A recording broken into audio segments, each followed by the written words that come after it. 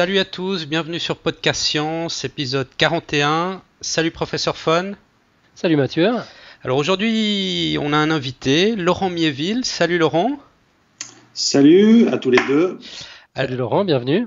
Oui, alors Laurent aujourd'hui va nous parler de la supraconductivité. Pour nos auditeurs qui ne le savent pas, on fête les 100 ans, l'anniversaire des 100 ans de la découverte de la supraconductivité qui a été découverte en 1911. Alors pour présenter Laurent Miéville, peut-être pour commencer, quelques mots sur ton parcours. Tu es diplômé d'ingénieur à l'EPFL en Suisse, à Lausanne. Et aussi, tu as un doctorat à l'Université de Genève en physique. Je crois que tu es parti assez tôt aux États-Unis pour travailler dans le transfert de technologies entre les universités et une ou plusieurs startups. Tu me corrigeras si je me trompe.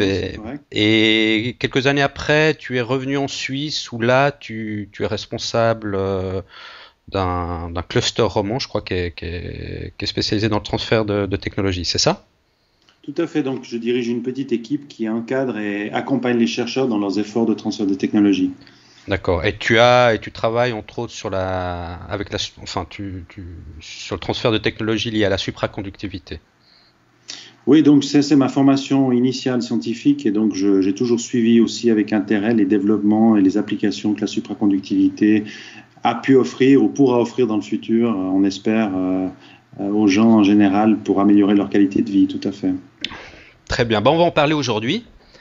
Ce qu'on va faire, c'est qu'on va tout de suite commencer à rentrer dans le vif du sujet. Petite question initiale. Avant de te poser la question sur ce qu'est la supraconductivité, juste pour éclaircir les termes, il ne faut pas confondre la supraconductivité avec la semi-conductivité. Oui, tout à fait. Juste quelques mots sur la semi-conductivité qui est très utilisée dans les ordinateurs. Les semi-conducteurs, ce sont des matériaux comme le silicium qui sont à moitié isolants, à moitié conducteurs et qui, voilà, on ne va pas rentrer dans les détails, c'est pas le but du podcast d'aujourd'hui, mais s'ils sont très utilisés dans les ordinateurs, il ne faut surtout pas les confondre avec la supraconductivité dont on va parler aujourd'hui. Alors pour commencer, petite question toute bête. Qu'est-ce que la supraconductivité ? Alors, la supraconductivité, c'est finalement une propriété qu'ont certains matériaux de pouvoir transporter du courant électrique sans perte et sans dissipation. Donc, il faut imaginer que le courant électrique puisse se déplacer d'un endroit à l'autre dans ces matériaux sans ralentir, sans perdre de l'énergie. Et donc, si on faisait tourner ce courant électrique dans un anneau supraconducteur, ce courant pourrait tourner quasiment à vie et même au-delà, si on peut dire, c'est-à-dire sur des centaines d'années sans s'arrêter, parce que les électrons qui portent ce courant ne sont pas freinés et ne dissipent aucune énergie. C'est ça la supraconductivité. C'est pour ça que c'est supra, ça veut dire que c'est une conductivité, donc les électrons qui conduisent ce courant sont tellement efficaces qu'ils ne font aucune perte. Et donc, c'est pour ça qu'on appelle ça un supraconducteur. C'est vraiment une excellente conductivité. Parce que dans le cas d'un conducteur traditionnel qu'on utilise tous les jours, comme les câbles électriques, il y a toujours des pertes de chaleur. En fait, les câbles ont une résistance qui font qu'il y a une certaine perte d'énergie, non d'électricité. Ce n'est pas le cas dans la supraconductivité. La résistance est nulle. C'est ça, non ? Tout à fait. Un petit peu comme quand on est dans une forêt avec beaucoup d'accidents sur la route et qu'on court, on dépense beaucoup d'énergie à devoir éviter des obstacles. Et dans les conducteurs, dans les métaux, qui sont souvent ce qu'on entend, les conducteurs que les gens connaissent, qui conduisent le courant, comme dans les prises ou dans les connexions électriques, ces conducteurs permettent de conduire, de laisser le courant passer, mais seulement... le problème est que ce courant a des frottements et donc il y a de l'énergie qui est dissipée. Et ça veut dire que les électrons dans ces conducteurs habituels que tout le monde connaît ont des chocs, perdent de l'énergie et donc au bout d'un moment, si on ne maintient pas une tension importante sur ce conducteur, le courant s'arrête. Alors que dans un supraconducteur, il faut imaginer presque une patinoire, mais c'est encore mieux qu'une patinoire, c'est-à-dire que c'est vraiment, les électrons se déplacent et il n'y a aucun frottement, ils sont dans un état très particulier qui a fait l'objet de cette découverte il y a une centaine d'années, où les électrons s'assemblent par paires, je ne vais pas rentrer dans les détails techniques, mais ils ont un système où deux électrons se rapprochent et forment ensemble une paire. Donc il faut imaginer, c'est comme si je cours dans la forêt tout seul, Mais si je suis avec une paire d'une autre personne, on forme une paire ensemble, avec grand peu de chance, si on rentre dans l'état supraconducteur, tout d'un coup, on pourrait flotter au-dessus du terrain de jogging et tout d'un coup se retrouver à se déplacer sans aucun frottement. Et en fait, le scientifique qui a découvert la supraconductivité, je crois que c'était un Hollandais qui a un nom un peu imprononçable, Kamerlingh Onnes, je ne sais pas si c'est comme ça qu'on prononce.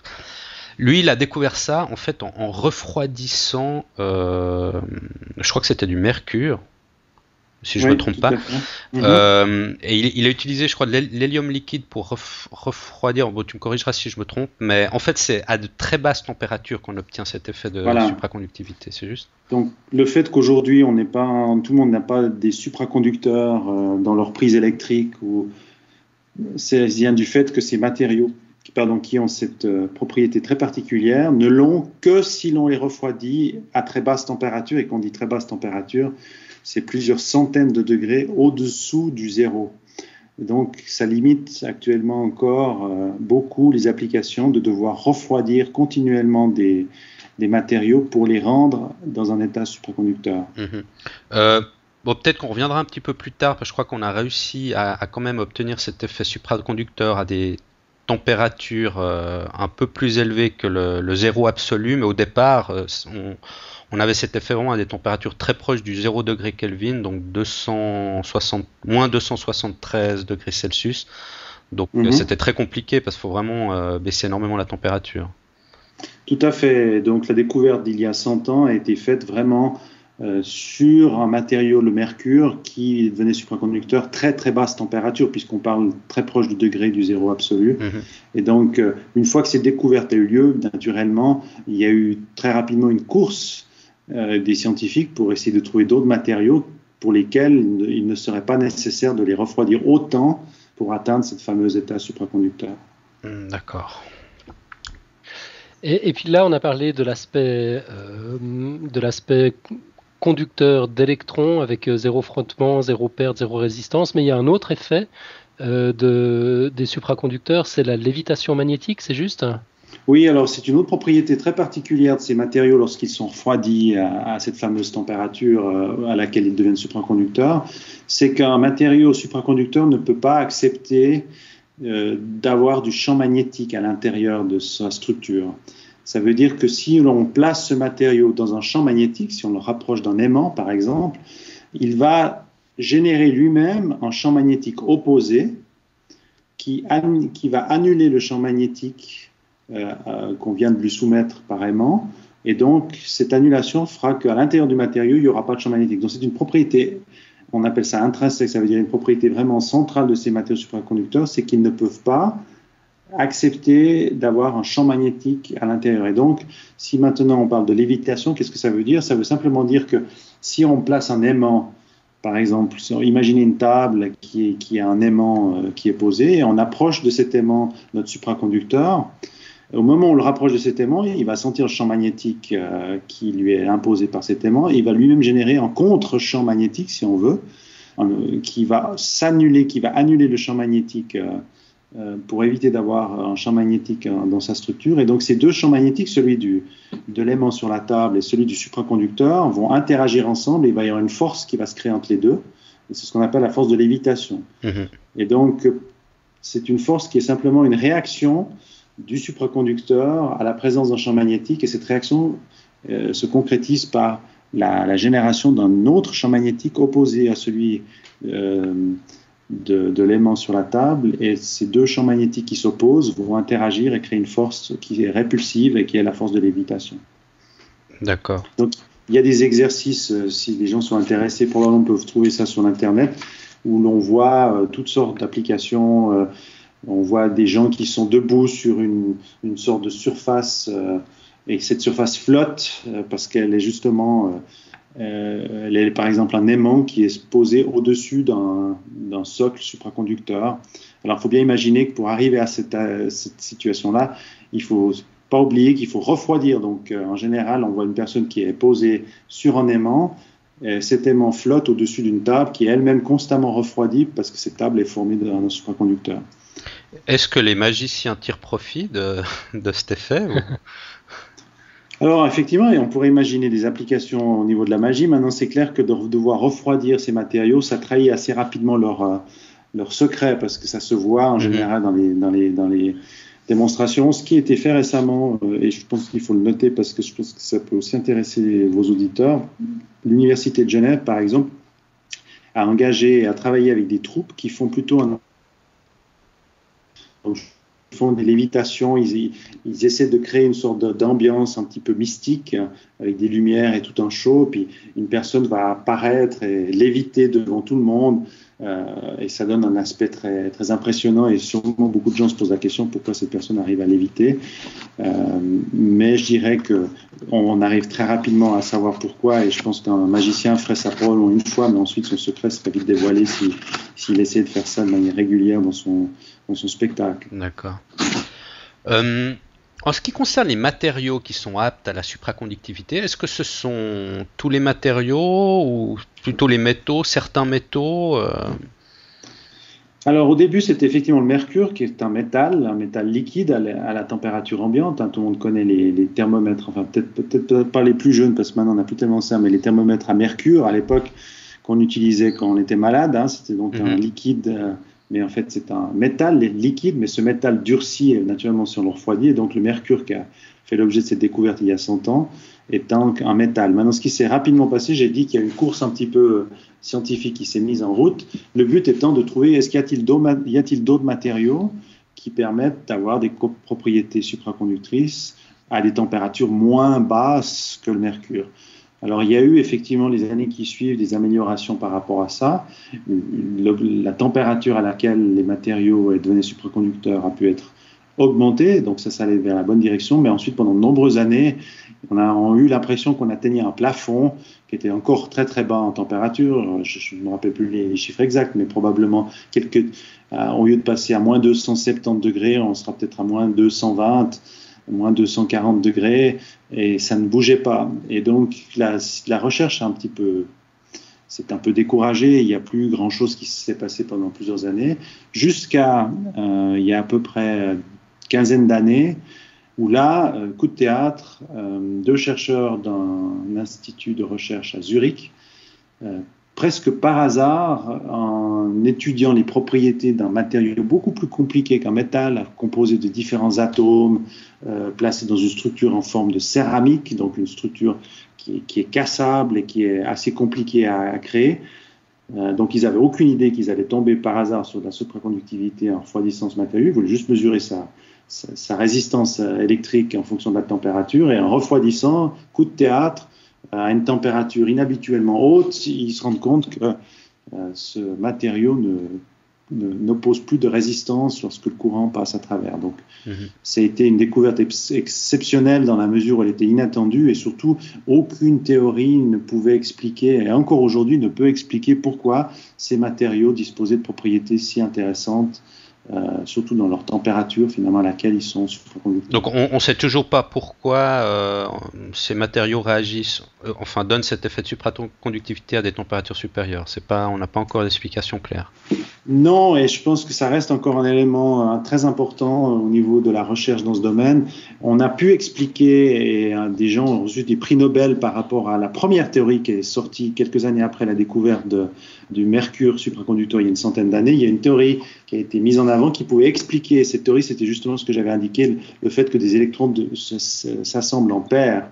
Et cette théorie a été considérée comme étant la réponse définitive finalement aux mesures et aux découvertes de supraconductivité pendant toutes les années au début du siècle, jusqu'à, comme je l'ai dit, il y a 15 ans, où ces nouveaux matériaux, ces céramiques ont été découvertes, et là on s'est rendu compte que la théorie existante, cette fameuse théorie des paires, avait beaucoup de mal et s'appliquait extrêmement difficilement, et je dirais, on pourrait dire, n'était pas satisfaisante pour expliquer pourquoi ces matériaux étaient supraconducteurs. Et donc, il y a un nouvel effort qui a duré et qui dure encore, et de pouvoir finalement donner une explication satisfaisante de la raison qui fait que ces matériaux sont super. Alors maintenant, c'est clair, il y a des pistes et il y a toute une, je dirais, il y a tout un savoir qui s'est accumulé, donc on commence à voir un petit peu mieux, mais on nous manque encore la théorie complète qui permet d'expliquer l'ensemble des propriétés de ces matériaux si particuliers.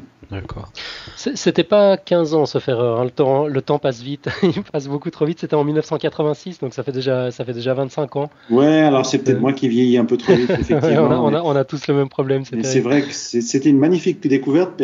J'en parle parce que j'ai moi-même, à ce moment-là, j'étais en train de faire mes études de physicien et elle est arrivée quelques années plus tôt. C'est vrai qu'elle a mis aussi pas mal de temps à être acceptée. C'est peut-être pour ça aussi que j'ai pris un petit peu de retard par rapport à l'histoire. Mais il a fallu beaucoup de temps et je connais beaucoup de gens qui ont simplement pas pu le croire. C'était tellement exceptionnel, ça remettait tellement en question les théories existantes que beaucoup de gens n'ont simplement pas pu le croire. Et c'est seulement bien, peut-être presque quelques années plus tard, quand il y a eu vraiment beaucoup de groupes qui ont répété cette découverte et qui ont vraiment démontré, parce que c'est très difficile de mesurer. Finalement, quand le courant peut passer sans effort, on peut toujours argumenter qu'en fait, il y a toujours quelque part un frottement et c'est jamais vraiment supraconducteur, c'est simplement une conductivité. Le matériau conduit très bien le courant, mais pour vraiment démontrer qu'il est supraconducteur, j'en reviens à la deuxième propriété qu'on a mentionnée ensemble, cette capacité à expulser, si vous voulez, le champ magnétique qu'on souhaiterait imposer à un matériau supraconducteur. Et c'est vraiment en regardant à ce niveau-là que les gens se sont dit, oui, effectivement, ces matériaux nouveaux, découverts il y a effectivement alors 25 ans, sont effectivement supraconducteurs. Si on revient sur les métaux donc, qui originellement nous ont permis de découvrir la supraconductivité, est-ce que c'est vraiment tous les métaux qui ont intrinsèquement cette propriété ou... Alors en général, beaucoup de métaux ont effectivement cette propriété. Si on les refroidit suffisamment, on arrive à pouvoir, disons, obtenir un état supraconducteur. Mais de nouveau, il y en a qui fonctionnent mieux que d'autres. Scientifiquement, c'est intéressant, mais qu'est-ce qu'on peut faire s'il faut refroidir à une telle température qu'il faut un équipement extrêmement complexe? Et c'est vraiment ce que les gens disent, et peut-être pour donner peut-être une image un peu... Excuse-nous, on a une petite coupure là. Tu peux juste, quand tu voulais nous donner une image, répéter ce que tu as dit? Oui, alors quand on parle du refroidissement et du coût de refroidissement pour refroidir ces matériaux, il faut bien savoir que ça coûte extrêmement cher si c'est des métaux qu'on doit refroidir à très basse température. Avec les nouveaux matériaux, des céramiques qui ont été découvertes il y a à peu près 25 ans, ces céramiques peuvent atteindre l'état supraconducteur non plus avec de l'hélium liquide, mais avec de l'azote liquide. Et l'azote liquide, c'est le prix d'une bière, si vous voulez. Si on veut acheter 10 litres d'azote liquide, c'est probablement le coût de 10 litres de bière. Ça veut dire que le refroidisseur, si on veut, est beaucoup moins cher dans le cas des nouveaux matériaux et donne ouvert la voie à beaucoup plus d'applications en se disant, finalement, si on peut les refroidir de manière assez bon marché, ça devient intéressant de les utiliser pour les métaux qui doivent être refroidis tellement bas qu'il y a des applications, mais elles restent quand même beaucoup plus limitées. D'accord. Alors justement, en parlant d'applications, quelles applications on a aujourd'hui basées sur la supraconductivité les plus connues? Alors, naturellement, quand cette découverte a eu lieu, il y a eu, alors si on revient probablement dans la presse entre peut-être des années 90, on va trouver beaucoup de discussions sur tout ce qu'on peut imaginer pouvoir faire avec la supraconductivité. Toutes les promesses de l'époque. Alors il y avait beaucoup de promesses, il y avait beaucoup d'excitement aussi. Les gens étaient très ils pensaient que tout allait fonctionner supra. Alors on a parlé de trains, lévitation, trains qui lévitent, enfin des trains qui lévitent sur des rails supraconducteurs. On a parlé de possibilité de transporter le courant. Quand vous prenez les lignes qui transportent le courant ici, sont des lignes basées de matériaux qui sont conducteurs, mais pas supraconducteurs. Donc on a effectivement des pertes assez importantes. Plus on conduit le courant sur une longue distance, plus on perd de l'énergie et plus le courant finalement perd son énergie sur la distance. Donc ce serait incroyable de pouvoir, et à l'époque c'était un peu le rêve, de pouvoir disposer de remplacer tous les pylônes par des lignes supraconductrices qui seraient à ce moment-là enterrées et refroidies en permanence. Et c'était vraiment, je dirais, le grand rêve supraconducteur. Maintenant, il faut savoir que, comme je l'ai dit, ces matériaux nouveaux sont des céramiques. Et ces céramiques, c'est pas facile à travailler avec une céramique. En métal, on peut le déformer, on peut l'adapter, on peut le couper. Une céramique, je ne sais pas si vous avez pris de la terre cuite ou des choses comme ça. Si vous voulez former par exemple un ruban avec ça, qui sera votre ruban supraconducteur. Vous ne pouvez pas faire facilement des rubans avec de la céramique. Et donc, le grand challenge, c'était finalement comment pouvons-nous utiliser des matériaux qui sont très cassants, qui sont assez complexes à fabriquer, qui sont composés de nombreux atomes, pour pouvoir en transformer ces matériaux dans des bobines supraconducteurs, dans des fils qui transportent des courants sur des longues distances. C'était vraiment un effort important et je pense qu'au jour d'aujourd'hui, maintenant, 15, 20 ans plus tard, on est encore à un stade où il y a encore beaucoup d'efforts qui sont faits. On n'a pas atteint finalement ces fameuses applications. Certaines existent, mais il reste encore des prototypes, par exemple, un train supraconducteur, un train qui flotte, si vous voulez, sur des rails qui sont supraconducteurs. Ça existe, mais il n'y en a pas beaucoup. Il y en a un au Japon. Des lignes qui transportent du courant supraconducteur sur des distances raisonnablement longues, il y en a aussi assez peu. De nouveau, parce qu'il y a eu tout un challenge, on peut dire, sur les applications technologiques, de maîtriser la technologie qui est nécessaire pour aboutir à des produits qui sont commercialisables. Il y a quand même d'autres domaines dans lesquels c'est déjà une réalité, comme l'imagerie médicale, par exemple. Oui, alors il y a des domaines, par exemple, dans lesquels il y avait déjà même une application avec des matériaux de supraconducteurs classiques, c'est-à-dire ceux qui avaient été découverts déjà au début du siècle, il y a une centaine d'années. On parlait de ces fameux métaux alors les gens ont vu que certains alliages de ces métaux avaient des propriétés intéressantes et pour des applications, par exemple, les gens qui vont faire une imagerie médicale dans un hôpital, on a besoin de détecter avec énormément de précision les champs magnétiques qui pourraient être émis par notre corps et pouvoir ainsi en déterminer la composition, savoir un petit peu ce qu'on a à l'intérieur de notre corps, de pouvoir faire des coupes et des choses comme ça. Là, on doit détecter de manière très précisément les champs magnétiques.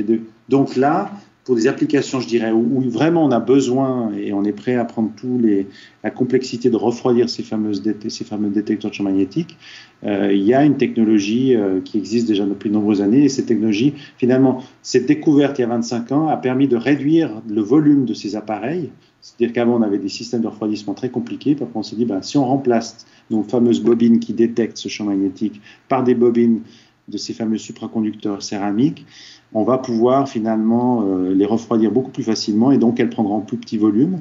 Ça veut dire qu'on n'aura pas un grand système de refroidissement autour. C'est un peu comme un thermos. Plus on veut refroidir, plus il faut mettre peut-être une épaisseur importante d'isolant. Eh bien, pour ces nouveaux matériaux pour lesquels c'était plus nécessaire de refroidir autant, on a pu avoir des matériaux isolants autour beaucoup moins épais et donc on a pu se rapprocher des patients, on a pu se rapprocher des personnes qui doivent être mesurées, pour lesquelles on veut faire des tests. Et donc, on a amélioré la résolution, puisqu'en se rapprochant, on a amélioré sur la précision de la mesure. Donc, ça a été des améliorations qui n'étaient pas nécessairement, on appelle ça une innovation incrémentale. C'est-à-dire qu'on a amélioré des choses qui existaient déjà, mais on les a rendues meilleures. Il y a d'autres choses qu'on appelle plutôt des innovations disruptives. Ça veut dire qu'elles viennent vraiment un peu déranger le marché établi. Un exemple, par exemple, quand j'étais aux États-Unis, j'étais dans une situation particulière, peut-être ça peut aussi intéresser les gens. J'étais en Suisse, qui avait fait toutes ses études en Suisse, qui travaillait sur une découverte faite en Suisse, puisque il y a 25 ans, c'était ces fameux nouveaux matériaux, mais qui avait dû s'expatrier aux États-Unis pour finalement travailler dans le domaine où ces découvertes étaient amenées dans un transfert technologique vers des applications. Donc c'était intéressant de penser qu'un Suisse qui a fait toute son étude aux Suisse, mais qui travaille sur une découverte suisse, doit aller aux États-Unis pour finalement travailler dans des sociétés qui commercialisaient des résultats de cette découverte. Et la société dans laquelle j'étais, qui s'appelait Conductus, développait un système intéressant qui est, alors les gens peut-être ne le sauront pas, mais quand vous téléphonez avec votre téléphone mobile constamment recherche ce qu'on appelle les stations de base, ces fameuses antennes que vous voyez sur les toits au bord des routes. Ces fameuses stations, chaque fois, elles doivent recevoir les signaux des gens qui se trouvent dans leur proximité et puis, bien sûr, transmettre les communications qui sont faites. Le problème avec ces stations de base, donc ces fameuses antennes qui se trouvent un petit peu partout, c'est que si quelqu'un est très proche d'elle, cette personne risque de pouvoir, on appelle ça écranter. Ça veut dire que c'est comme si je suis dans une foule et que tout le monde me parle. Je risque d'entendre que ceux qui sont près de moi, parce qu'ils ont un signal fort, parce qu'ils parlent fort, et je risque de perdre ceux qui sont loin de moi, parce que leur force, leur voix ou leur signal est plus faible. Les stations de base, c'est exactement la même chose.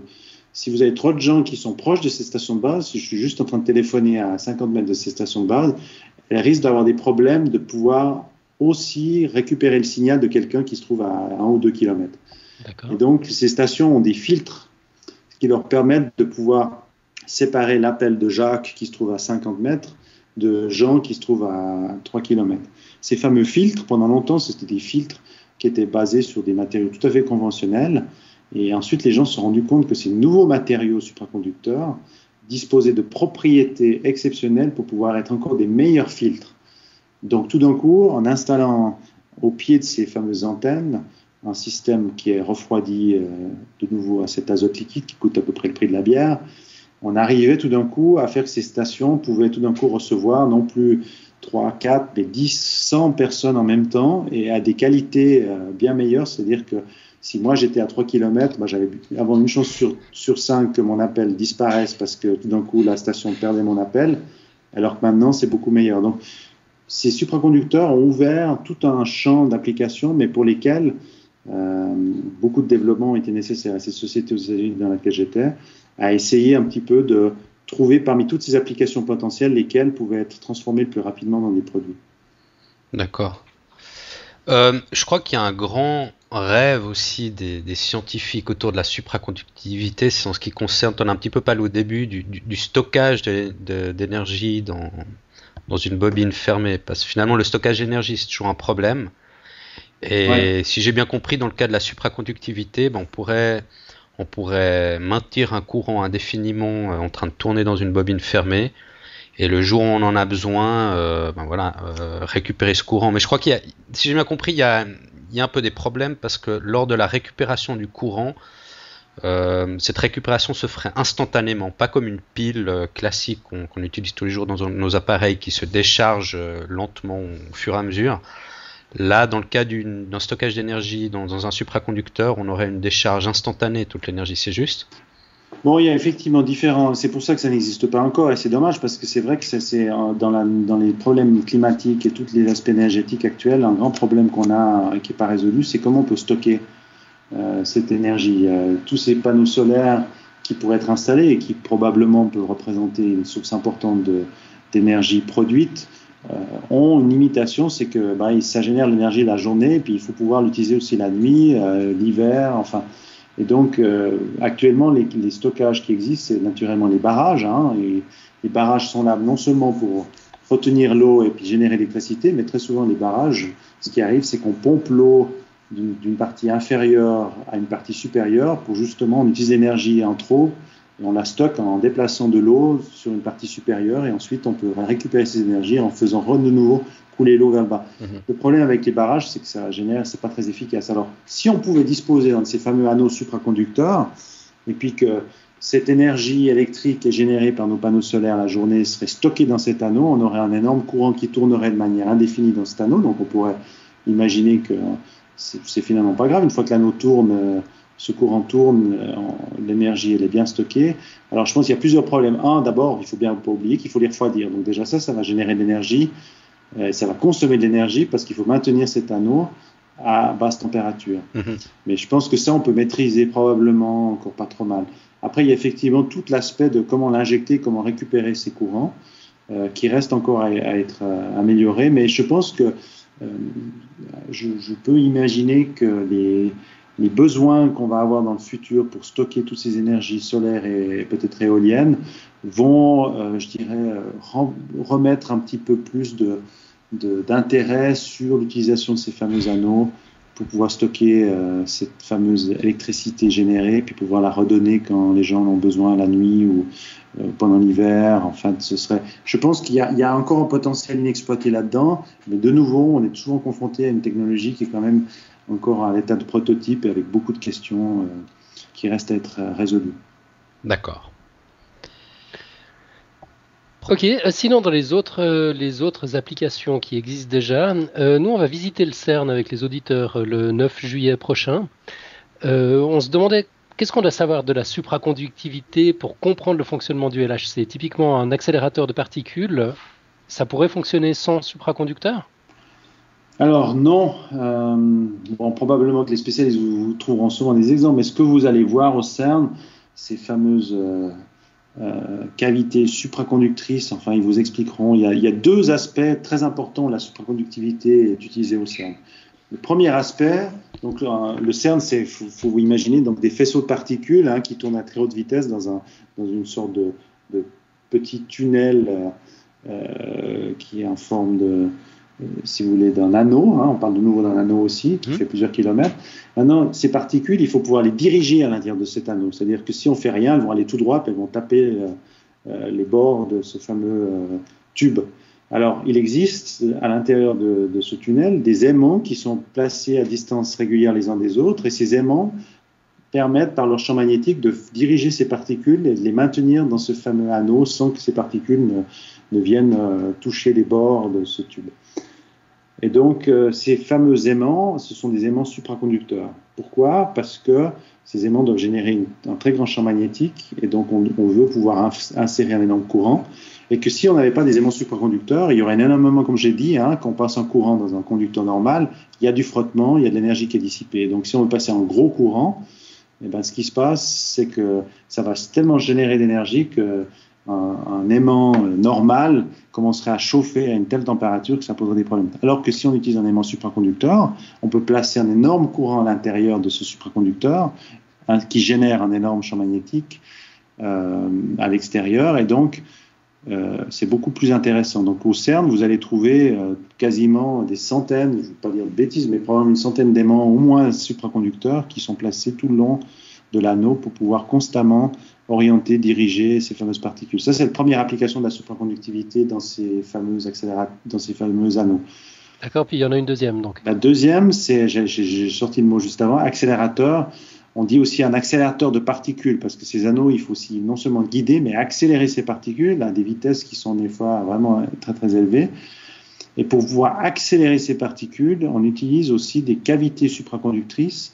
Ce sont des cavités très particulières qui permettent de pouvoir donner une sorte de coup de pied où je pense à ces particules. Et donc, ça permet de pouvoir donner une accélération. Alors, il faut imaginer donc, par exemple, ces fameux aimants, et puis entre deux aimants, vous avez ces cavités supraconductrices qui, elles, vont redonner de l'énergie à ces particules, et c'est des cavités assez compliquées qui ont une géométrie très particulière et qui sont formées d'un supraconducteur, donc elles sont refroidies elles-mêmes à basse température. Donc finalement, ce qu'il faut savoir, c'est que les expériences du CERN sont des grands utilisateurs de la supraconductivité, parce que c'est vraiment un outil indispensable pour permettre d'atteindre des performances aussi élevées que le CERN souhaite obtenir. Donc voilà, je dirais pour le CERN, ça montre aussi que la supraconductivité, même si elle n'a pas encore atteint le quotidien des gens, elle est depuis de nombreuses années, très nombreuses années, utilisée dans des applications qui nécessitent soit une détection magnétique, comme on l'a mentionné dans les systèmes de résonance magnétique et de détection par imagerie pour les hôpitaux, soit dans les systèmes d'accélérateurs à particules comme le CERN, qui eux ont depuis longtemps compris l'importance que la supraconductivité pouvait avoir pour leurs besoins, je dirais, scientifiques. Olivier Tripet est venu en renfort avec quelques questions. Petite parenthèse d'ailleurs, merci Olivier, c'est lui qui nous a mis en contact. Il connaît manifestement beaucoup mieux le sujet que nous, puis il propose que tu nous parles un peu des squids et de leur utilisation. Donc les squids, c'est pas un poisson exotique qu'on trouve dans la mer, ce sont des applications très particulières des supraconducteurs qui vont un peu dans le sens que j'ai déjà mentionné avant, donc la détection des champs magnétiques. Un squid, c'est une géométrie très particulière. En fait, je ne vais pas rentrer dans les détails, mais on parle beaucoup de physique quantique. Et en fait, la supraconductivité trouve son explication dans cette fameuse théorie initiale qui est un petit peu pour l'instant limitée pour pouvoir expliquer ce qui s'est passé récemment avec les nouveaux matériaux. Mais la théorie initiale qui a pu expliquer cette fameuse découverte d'il y a 100 ans sur la supraconductivité est une théorie quantique. C'est-à-dire que quand on dit quantique, ça veut dire que cette fameuse paire qui se forme de ces deux électrons a un état quantique. Ça veut dire que c'est un état très particulier de la matière. Et cet état quantique a différentes propriétés. On a déjà mentionné le fait que cet état refusait le champ magnétique en son sein. Une autre propriété, c'est de pouvoir justement avoir une très grande sensibilité au champ magnétique. De nouveau, je l'ai dit, les matériaux supraconducteurs réagissent très fortement en présence d'un champ magnétique. Donc, en les observant de très près, si on veut, on peut détecter finalement un champ magnétique présent à l'extérieur, puisqu'on sait qu'ils détestent avoir un champ magnétique en leur sein. Donc, c'est un détecteur idéal, c'est-à-dire c'est un petit peu comme un chien qui va aboyer dès qu'il sent une truffe. Eh ben, notre matériau supraconducteur va réagir dès qu'il y a un champ magnétique, il sera mis en présence d'un champ magnétique. Donc, les squids sont finalement l'utilisation de ces fameuses propriétés de sensibilité extrême au champ magnétique pour pouvoir dire, finalement, si j'ai un matériau que j'aimerais mesurer et j'aimerais connaître ses propriétés magnétiques, je vais le placer très proche de ces fameux squids supraconducteurs. Et ces fameux squids vont réagir extrêmement fortement dès que le matériau, tout d'un coup, peut-être change ses propriétés magnétiques. Et donc, quand j'étais aux États-Unis, on utilisait une petite machine on appelait ça effectivement un squid, et on plaçait nos échantillons du matériel qui nous intéressait, dont on voulait étudier les propriétés magnétiques. On plaçait ces petits échantillons à l'intérieur de ce squid, et le squid nous permettait de mettre en évidence de manière extrêmement fine tout changement dans les propriétés magnétiques de l'élément qu'on voulait mesurer. Donc ça a des applications naturellement, c'est la détection des champs magnétiques. Par exemple, des fois des gens ont autour de la tête, on veut mesurer ce qui se passe dans leur cerveau, mais pour ça on ne peut pas ouvrir on essaie de ne pas ouvrir leur boîte crânienne. On va peut-être mesurer les champs magnétiques générés par les courants qui circulent dans notre cerveau. Et donc, avec des détecteurs extrêmement perfectionnés qu'on place sur la tête, ces fameux squids, on peut également, à ce moment-là, avoir une sorte de carte qui permet de recomposer l'activité du cerveau. Si une partie du cerveau est plus active qu'une autre, ça permet de déterminer comment fonctionne notre cerveau. Excellent. Ouais, elle est vraiment partout, cette supraconductivité, même là où on s'y attend le moins. Olivier Tripet posait encore une autre question, c'était la question des sciences dans la Silicon Valley. Donc, notre invité d'il y a 15 jours, Pierre Kerner, qui est chercheur en biologie et en génétique évolutive, cassait un peu nos idées reçues en nous indiquant que faire de la recherche à New York, finalement, n'était pas beaucoup plus facile qu'à Paris. Est-ce que toi, tu as fait un peu le même genre d'expérience, Genève, Californie, même combat? Alors, oui, on peut effectivement, je pense peut-être les gens ne se rendent pas toujours compte, et moi-même, je dois admettre que quand j'ai fait mes études à l'école polytechnique et puis ensuite à l'université de Genève, j'avais pas du tout une idée précise de comment se passait la recherche dans d'autres endroits. Et quand je suis arrivé en Silicon Valley, j'avais également une image un petit peu romantique de la chose, en pensant que les universités là-bas seraient encore mieux équipées que celles que j'avais quittées en Suisse. C'est pas le cas. En fait, on doit se rendre compte que la Suisse est extrêmement généreuse et a vraiment apporté beaucoup de soutien aux chercheurs, ce qui fait aussi pourquoi on a une recherche qui est de si bonne qualité.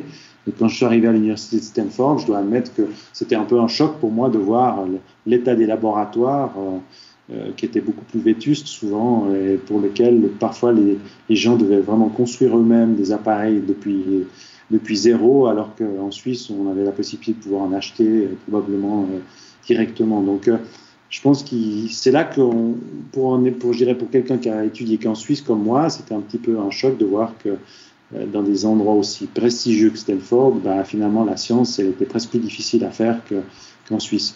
Ce qui finalement permet de relativiser les choses, et on se rend compte que finalement, c'est au-delà de la qualité du matériel, c'est aussi la qualité des gens qui jouent. Et donc, ce qui était intéressant, c'était de voir aussi des gens qui étaient capables de pouvoir construire eux-mêmes leurs appareils, de travailler sur des choses très basiques, mais pour lesquelles ils avaient une énorme compréhension des détails, alors que peut-être en Suisse, on avait trop facilement des fois le réflexe d'acheter un équipement qui allait faire la mesure sans vraiment savoir exactement ce que cet équipement avait dans ses entrailles pour pouvoir connaître exactement, lorsqu'on faisait sa mesure, jusqu'où on pouvait y arriver. Donc je pense que c'était pour moi un message très clair qui disait les gens qui sont en Suisse doivent se rendre compte que les conditions de recherche sont exceptionnelles et il faut vraiment en profiter au maximum. Mais ça ne veut pas dire que si on va à l'étranger ou aux États-Unis, on va être confronté à des problèmes. On a la chance de pouvoir avoir une autre approche à la recherche, qui est peut-être plus celui qui va bricoler des choses, qui va essayer de vraiment comprendre les processus à fond, parce qu'il n'a simplement pas les moyens de s'acheter l'appareil qui va résoudre telle et telle mesure. Il va devoir le construire lui-même. Mais je pense que c'est une très belle expérience parce que ces grandes universités américaines ont une très grande capacité à attirer des talents et donc de pouvoir aussi travailler dans des équipes qui sont extrêmement talentueuses avec des gens qui ont des compétences dans différents domaines. Donc je dirais c'est une expérience similaire, je dirais pas que c'est meilleur ou moins bon, mais je pense que pour tout scientifique c'est extrêmement sain de pouvoir aussi s'adapter dans des environnements qui sont pas toujours les mêmes.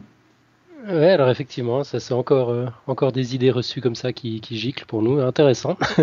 Et puis alors peut-être que la différence, elle se trouve au niveau des relations entre l'académie et l'industrie. C'est peut-être un peu ça aussi que tu as pu aller chercher là-bas puis ramener ici finalement. Oui, Aujourd'hui, tu alors te concentres essentiellement là-dessus. tout à fait. Ça, c'était le second choc après avoir la vétusté des laboratoires, mais peut-être pas vétusté parce qu'ils étaient quand même bien équipés, mais disons le fait que voilà, il fallait un petit peu monter son équipement de mesure de manière du départ, de scratch comme on dit. L'autre choc, c'était pour moi, mais il faut bien oublier que c'était il y a à peu près 15-20 ans maintenant, ça fait bien 15 ans que j'étais là-bas. L'autre choc, c'était vraiment de me rendre compte à quel point il y avait une proximité et un échange constant entre l'aspect académique et puis les entreprises qui se trouvaient pas loin. Et j'ai eu la chance de pouvoir vivre dans ce système pendant 3 ans, de moi-même passer de l'aspect académique dans une société qui a été créée par l'université Stanford et que j'ai mentionné plus tôt, qui s'appelle Conductus, qui recherchait ces fameuses applications de la supraconductivité.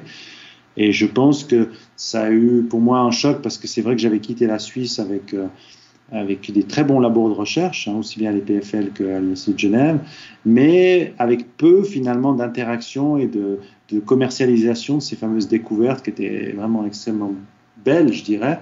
Il n'y avait pas du tout on pourrait dire ce volet parallèle à la recherche qui était de dire mais y a-t-il des applications, pouvons-nous faire quelque chose avec ces applications, commercialiser des découvertes, ce genre de choses.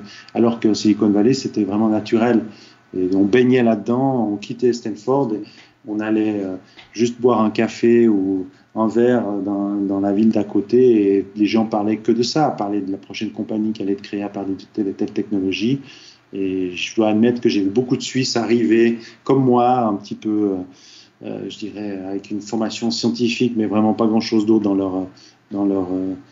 leur cartable, se retrouver après quelques années ou même quelques mois, je dirais pas des entrepreneurs, mais des gens qui d'un coup commencent à réfléchir à toute l'implication que leur recherche peut avoir, les possibilités de développer des applications commerciales. Et je pense que c'est ça qui m'a aussi convaincu de rentrer à un moment donné en Suisse pour me dire, mais finalement, avec cette recherche qui est de si haute qualité, finalement, il fallait, parce que c'était dans le passé, maintenant les choses ont bien changé, mais il fallait aussi contribuer à non seulement la recherche, mais à son application et au développement de transfert de technologie. Et j'ai eu la chance de pouvoir interagir avec toutes sortes d'environnements en Silicon Valley, que ce soit les investisseurs, ces fameux capital risqueurs qui investissaient là-bas dans les compagnies. Il y avait aussi la possibilité de pouvoir visiter des sociétés. J'ai travaillé un petit peu comme consultant pour ces fameux capital risqueurs et donc j'ai pu aller moi-même évaluer le potentiel commercial de certaines sociétés qui développaient de nouvelles technologies. Donc j'apportais plutôt une validation scientifique à cette époque-là. Et donc tout ça a été extrêmement profitable pour moi pour pouvoir finalement me convaincre de l'importance que tout cela représente dans un environnement de recherche de pointe comme est Stanford, mais comme est aussi les PFL et comme est aussi l'Université de Genève. D'accord. Oh. Oui, Mathieu ?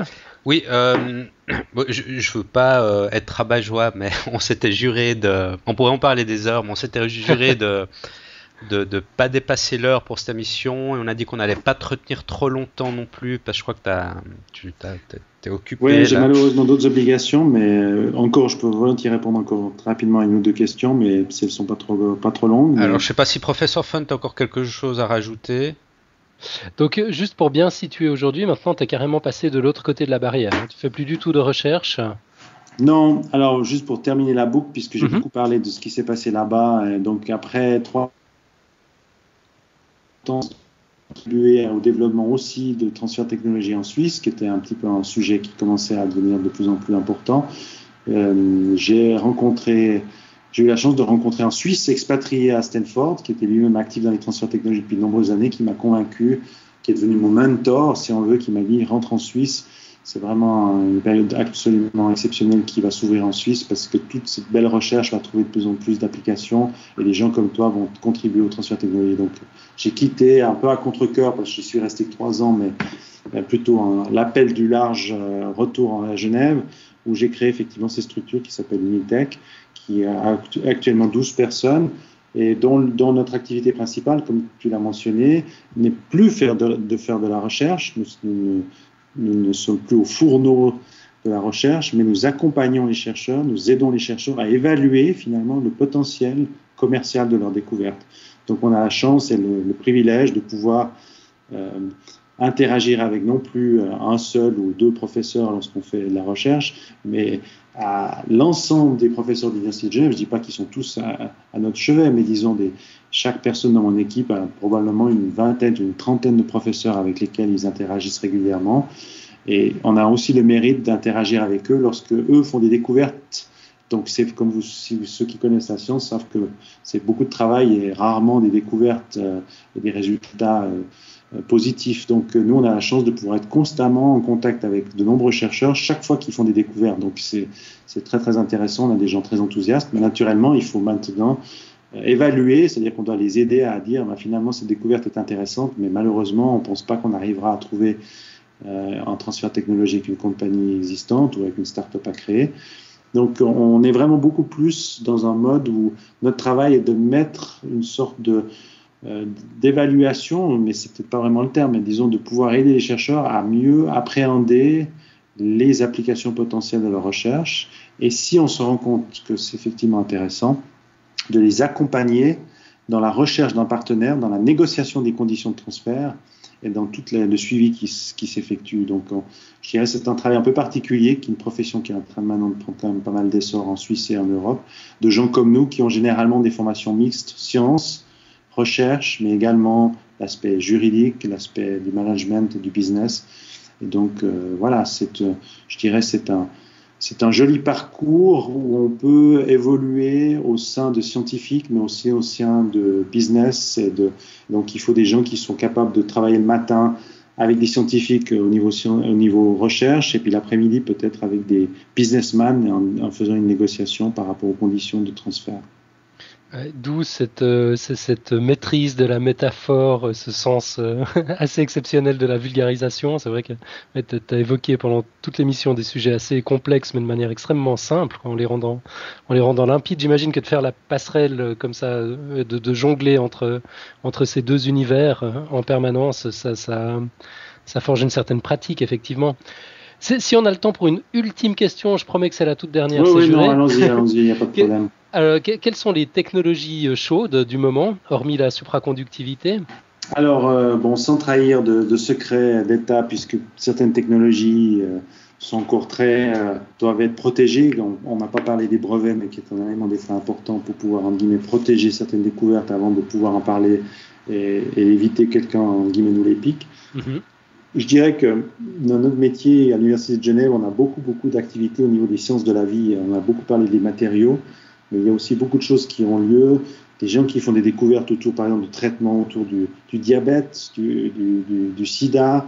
Il y a vraiment, on a la chance de pouvoir voir un petit peu les choses qui sont en train d'arriver maintenant au niveau de la recherche, pour lesquelles on espère, et je dis bien on espère, parce qu'il ne faut pas non plus donner faux espoirs aux gens, mais on est dans un stade où on voit des découvertes qui ont lieu, par exemple dans le traitement du diabète, où, pour vous donner un exemple, des chercheurs permettent de tout comprendre certaines raisons pourquoi les gens ont le diabète, de pouvoir offrir une potentielle façon de les guérir, même si encore, je dois dire avec beaucoup d'attention, c'est pas encore quelque chose qui puisse être, je dirais, réalisé. Il y a énormément de recherches qui doivent être faites, mais on voit vraiment les prémices de découvertes qui pourraient amener, peut-être dans 5 ans, dans 10 ans, les traitements du futur. Donc, on a vraiment, je dirais, l'opportunité de pouvoir, on doit admettre la chance de pouvoir travailler dans des environnements qui vont peut-être façonner ce qui va nous arriver, ce qui va finalement arriver sur le marché d'ici 5, 10, 15 ans. Alors, moi, je reste toujours très prudent, et des fois, je suis toujours un petit peu sceptique quand je vois dans la presse l'utilisation trop souvent du conditionnel. On pourrait imaginer telle application, on pourrait imaginer tel traitement, on pourrait guérir les gens de paralysie, on pourrait leur donner la possibilité de marcher. Je pense qu'il faut être très prudent, parce qu'il y a des gens qui ont des problèmes graves et qui espèrent, et je crois qu'il ne faut pas les décevoir, il faut être très cohérent avec eux. Il y a énormément de choses qui se font, il y a énormément de découvertes qui ont lieu, mais beaucoup de ces découvertes, malheureusement, dans leur développement, d'un coup, aboutissent à une impasse où il y a quelque chose qui n'est finalement pas possible pour des raisons qu'on connaissait pas au départ. Et donc, même si je peux le garantir qu'il y a beaucoup de choses qui ont lieu à l'Université de Genève, en tout cas, c'est ce qu'on voit nous tous les jours, je ne peux pas dire aux gens on va vous guérir du diabète ou on va guérir le sida grâce aux gens de l'Université de Genève. Mais par contre, on peut dire qu'il y a vraiment un effort et qu'on est optimiste que, voyant toutes ces découvertes, il y en a bien une ou deux qui vont probablement d'ici 5 ans, d'ici 10 ans, aboutir à des traitements importants qui auront un impact, je dirais, non négligeable sur la société. Et donc c'est aussi pour ça qu'on travaille. C'est pas pour faire de l'argent comme beaucoup pensent. On n'est pas des agents d'université pour récupérer de l'argent sur le dos des compagnies. On est là vraiment pour permettre à des découvertes qui le méritent de pouvoir être transférées vers des entreprises qui, elles, vont faire tout ce travail de validation, surtout des sciences de la vie, qui, on espère, aboutiront dans 5 ans, dans 10 ans, à des traitements qui pourront sauver des vies, qui pourront guérir, qui pourront améliorer la qualité de vie de nous, en fait, finalement, de toi, de moi, de ceux qui nous écoutent. Donc, il y a aussi cette volonté de faire partie d'une chaîne d'innovation. La Suisse est un pays exceptionnel pour ça. Et donc, je pense qu'on a la chance de pouvoir contribuer à cet effort qui est fait par beaucoup de gens, du scientifique à nous, jusqu'aux les médecins qui appliquent ça. Donc, c'est toute une chaîne très, je dirais, très virtueuse qui nous anime. On continuerait effectivement pendant des heures. On sent la passion, c'est génial. Tu aurais des milliers de choses à nous dire. On va en rester là pour Très bien. cette fois. Merci infiniment pour toutes ces explications et ce Et de entretien. rien. Très intéressant. Je vous souhaite une très bonne continuation et excellente visite à l'Eurocern, si j'ai bien compris. Merci. Vous profiterez de bien regarder les supraconducteurs lorsqu'ils seront devant vos yeux ou poserez les questions pour bien comprendre où ils se trouvent et pour les voir réellement devant vous. On manquera pas de chercher les aimants qui dirigent les particules. On les regardera d'un tout autre œil. Très bien. Merci infiniment, Laurent. Merci à vous deux. Excellente continuation alors. Hein. Merci. Allez, au revoir. Bonne soirée. Allez, Merci. au revoir. Très bien, professeur Fon. Toujours là? Oui, toujours là. Ben voilà, qui était passionnant, dis donc. Ouais, très, très intéressant. Hein. On aurait pu parler 1 heure de plus. Exactement. Bon, maintenant, on a son adresse. Ce sera l'occasion de faire un podcast sur les sciences de la vie. J'ai l'impression qu'il y a pas mal de choses à dire là-dessus aussi. Exactement. Peut-être pour conclure sur la supraconductivité, je crois que tu avais 1 ou 2 sites que tu voulais recommander aux auditeurs. Oui, il y a pas mal de choses qui se passent autour de la supraconductivité parce que précisément c'est 100 ans. Donc il y a un site français qui a été monté, supraconductivité.fr, un site spécial, plein d'activités, plein de vidéos, avec une approche assez ludique. On peut voir des expériences de lévitation, des choses comme ça. L'adresse c'est supraconductivité sans accent.fr, c'est tout simple, on mettra le lien dans les notes de l'émission. Et puis, il y a quelques dates en Suisse aussi, notamment au CERN en septembre et en octobre. Il y aura des choses autour de la supraconductivité. C'est toujours sur un site français qu'on trouve ces informations, le site de la CNRS, du CNRS, pardon. C'est cnrs.fr/supra 2011. Et puis là, il y a des liens sur le calendrier. Et puis peut-être encore juste une dernière chose pour les gens qui se trouveraient à Paris ce samedi, donc le samedi 18 juin, il y a le musée des arts et métiers, donc c'est dans le 3e arrondissement, qui organise une journée spéciale, ça s'appelle Vivez l'expérience Supra, et puis là il y a toutes sortes de choses à faire, je crois qu'on peut même l'éviter soi-même. Donc ça doit être assez génial, quoi. Ouais. Je regrette de ne pas pouvoir être à Paris ce week-end. Ouais, j'aimerais bien faire cette expérience de lévitation, ça doit être drôle à vivre. Ah ouais, ça doit être vraiment assez cool. Hein. Donc voilà. Très bien, on va conclure avec la supraconductivité alors et on va passer aux news et de la semaine et 2-3 feedbacks sur 2-3 choses qu'on a dit dans les émissions précédentes. Exactement, ouais. On va peut-être commencer par l'évolution. Donc il y a tout un fil de discussion très constructive. Hein. Moi, je m'attendais à ce que des créationnistes nous tombent dessus, mais non, ça n'a pas du tout été le cas. Que des discussions intelligentes. On vous invite à aller voir les commentaires sur les notes de l'émission. Il y a quand même un petit rectificatif à faire. C'est évidemment notre ami Pierre Kerner notre ami Topo qui s'est rendu compte du problème et qui nous l'a signalé. Dans ma présentation rapide, mon introduction en 10 minutes de la théorie de l'évolution, j'ai un petit peu oublié une composante essentielle de l'évolution, c'est la variation. Alors, Pierre donc m'engueule, évidemment, il me tape sur les doigts, et puis il explique dans son message de quoi il s'agit. Donc il y a deux facettes à l'évolution, deux forces qui s'opposent et qui expliquent le processus. Ce sont la variation et la sélection naturelle. Donc la sélection naturelle, on en avait parlé. Par contre, la variation, c'est l'émergence spontanée de variabilité de caractère au sein d'une population. C'est un peu la matière noire de Darwin, nous dit Pierre, au moment de la rédaction de l'origine des espèces. Sans savoir exactement comment cette variation émerge, Darwin a su s'affranchir d'un manque de connaissances à ce sujet pour le considérer comme un fait et pour réfléchir sur les conséquences de telles variations sur une population dans le cadre de l'origine des espèces. Maintenant, nous comprenons de mieux en mieux ce qui est à l'origine des variations morphologiques ou d'autres caractères physiques chez les individus. Ce sont des mutations, plus ou moins aléatoires, qui altèrent notre information génétique contenue dans les molécules d'ADN qui constituent notre génome. Donc voilà, je ne vais pas entrer dans le détail, mais effectivement, j'aurais dû parler de variation. C'est vrai que les enfants ne sont pas des clones de leurs parents, qu'il y a à chaque génération comme ça des petites différences qui arrivent. Bon, on en avait un petit peu parlé en indiquant que voilà, certaines gazelles sont plus rapides que d'autres, et c'est évidemment elles qui sont favorisées par la sélection naturelle, mais finalement le processus ne se limite pas à la vitesse des gazelles. Ça concerne tous les individus entre deux générations. On a ce qu'on appelle des variations, c'est un des phénomènes moteurs. Voilà. Ceci dit, j'aurais peut-être pas tenu 10 minutes. Hein. Je pense que c'est pas la dernière fois qu'on va parler d'évolution. Hein. C'est un sujet qui est de loin pas fermé. On va probablement avoir l'occasion de revenir là-dessus prochainement aussi. Exactement. Et toujours en parlant de Pierre Kerner, notre ami Topo, il avait une question à laquelle on n'a pas pu répondre sur la réflexion de la lumière. Alors je crois qu'aujourd'hui tu as la réponse. Hein.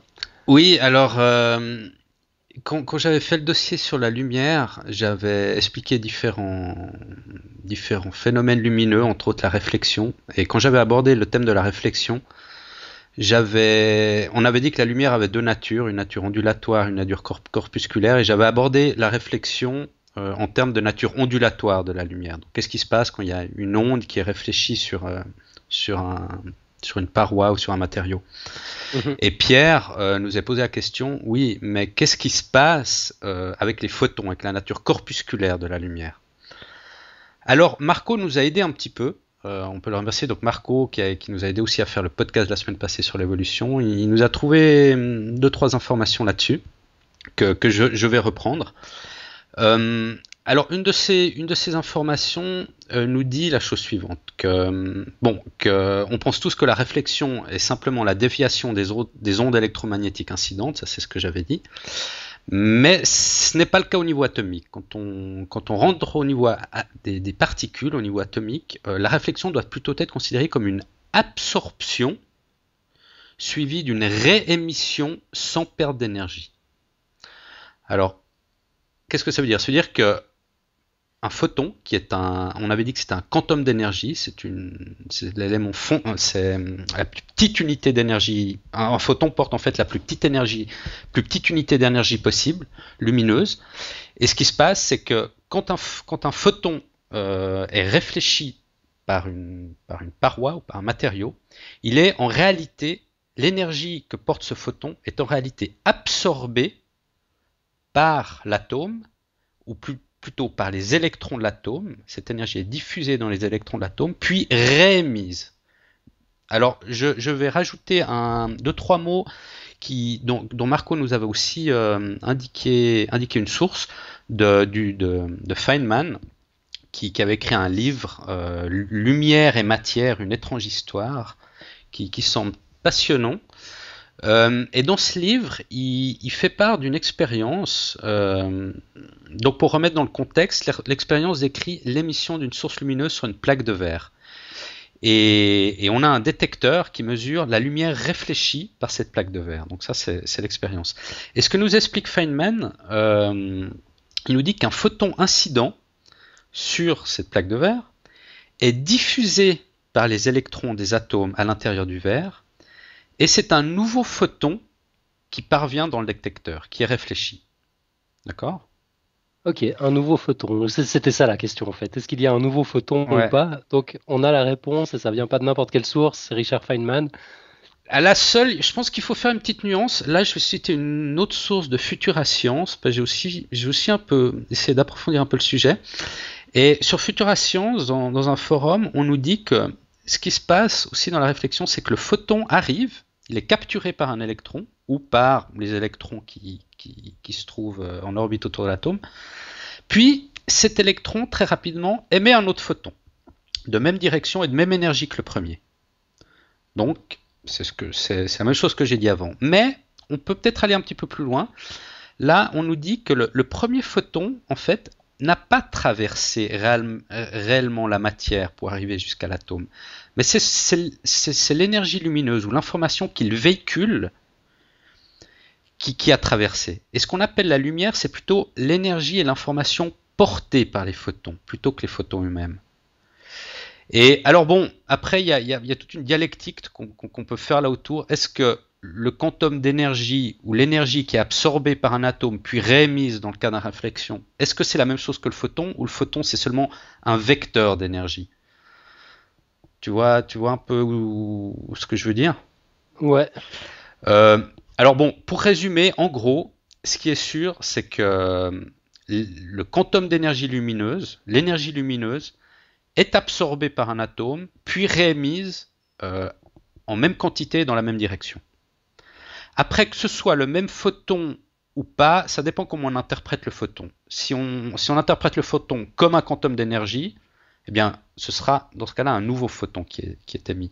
Si on interprète le photon comme plutôt porteur d'énergie, comme un véhicule, comme un vecteur, là, on peut partir un peu dans des théories un peu plus farfelues dans lesquelles je ne vais pas m'aventurer. Bonne idée. Alors, bon, j'espère que c'était clair. J'espère que Topo a eu sa réponse. Bon, bah, il nous le dira, de toute Il façon. nous le dira, ouais, il nous le dira. Exactement. Ouais. Une autre petite chose, on a une autre question sur la lumière. Alors, j'ai pas la réponse tout de suite, je la garde pour la semaine prochaine. C'est Jean-Philippe qui nous a écrit un petit mot et qui nous dit: ouais, je me suis passionné pour cet épisode sur la lumière, ça m'a rappelé une vieille interrogation à ce sujet. Qu'est-ce qui fait qu'un matériau, solide notamment, est transparent? Est-ce une structure particulière, cristalline ou amorphe qui permet d'avoir une telle propriété optique? Donc voilà, si quelqu'un a des pistes, je suis tout oui. Donc Jean-Philippe, je vais regarder tout ça et j'essaierai de te donner la réponse le plus vite possible. Ok. Voilà, tu as ta liste de devoirs pour la semaine prochaine. Voilà. Sinon, peut-être juste 2 mots du CERN. On n'est encore pas tout à fait au point avec notre liste d'attente. C'est-à-dire qu'il y a des gens qui n'ont encore pas donné signe de vie. On va les relancer une dernière fois cette fin de semaine. Et puis la semaine prochaine, on saura définitivement combien de places il nous reste. Donc restez branchés. Au niveau des choses pratiques, donc pour rappel, ça se passera le samedi 9 juillet. La visite au CERN a lieu l'après-midi de 14h à 17h. On a la possibilité de manger sur place ensemble avant et ça intéresse la plupart des participants d'ailleurs. Donc bon, ceux qui veulent se rendre directement au CERN par leurs propres moyens, bon, on se donnera un rendez-vous un peu avant midi ou un peu avant 14h respectivement, selon qu'on mange sur place ou pas. Et puis pour les autres, on va fixer 2 rendez-vous à la gare Cornavin, donc la gare de Genève. Le premier à 11h pour les gens qui mangent à midi, et puis le second à 13h pour ceux qui ne participent qu'à la présentation de l'après-midi. Il va encore falloir qu'on trouve un moyen que l'un d'entre nous se dédouble pour être à la fois au repas du CERN à midi et à la gare Cornavin à 13h. Mais on va trouver. Ça, c'est pas un souci. Et puis, bon, on n'a encore pas trouvé d'adresse sympa pour le soir, mais toi, tu as eu quelques idées, Mathieu, donc on va creuser cette piste. On arrive la semaine prochaine avec du concret sur la question, c'est promis juré. Tout le monde saura à quelle sauce il va être mangé. Voilà. Excellent, je me réjouis. Ouais. Et puis, sinon, dernière petite chose, c'est un petit plug culturel pour ceux qui n'ont pas les moyens d'être à Paris le samedi 18. C'est dans le cadre de la fête de la musique. Le groupe dont Xavier Agnès est le bassiste, Ferraille, présente son nouveau spectacle qui s'appelle Phi. C'est donc PHI, une performance poétique et musicale. Ce sera à Morges, au Casino de Morges, le samedi 18 à 18h30. Voilà. Ah, j'ai une petite coupure, chose professeur Fun. Ah, flûte. Pardon, elle est arrivée à quel moment la coupure? Non, je crois qu'on a eu à 18h30 à Morges. 18h30 le samedi au Casino de Morges. Ouais. Donc voilà, vous savez tout. Ok, donc je pense qu'on a fait le tour, à moins que tu aies quelque chose à ajouter. Sinon, c'est l'heure de la côte. Oui, l'heure de la côte, alors ça tombe bien, j'ai une côte du découvreur de la supraconductivité, donc de Kamerlingh Onnes, qui a dit, parce qu'en fait, évidemment, il a découvert un peu par hasard cette supraconductivité, parce que ce qu'ils avaient tenté de faire, en fait, ils voulaient mesurer le courant électrique dans du mercure refroidi à de très basses températures. Et il ne savait pas du tout ce qui allait se passer. Il ne savait pas si le mercure allait plutôt se transformer comme un isolant. C'est plutôt l'idée qu'ils avaient en fait. Et en fait, ils se sont rendus compte que c'est le contraire qui s'est passé, que le mercure finalement est devenu supraconducteur, sa résistance électrique est devenue nulle. Alors, face à ça, il nous a dit, Kamerlingh Onnes, la chose suivante, toute simple, par l'expérience, la connaissance. Ah, ça me plaît. Ça change des quotes ontologico, philosophico, compliquées de la semaine dernière. Ah, écoute, c'est vrai. Ouais, c'est vrai. Je pense que si les chercheurs savaient toujours ce qu'ils cherchent, ils n'auraient pas besoin de le chercher. D'ailleurs, tu n'avais pas fait une quote d'Einstein qui allait un peu dans le même sens? Écoute, tu me prends un cours là, peut-être. Je l'ai dit tellement.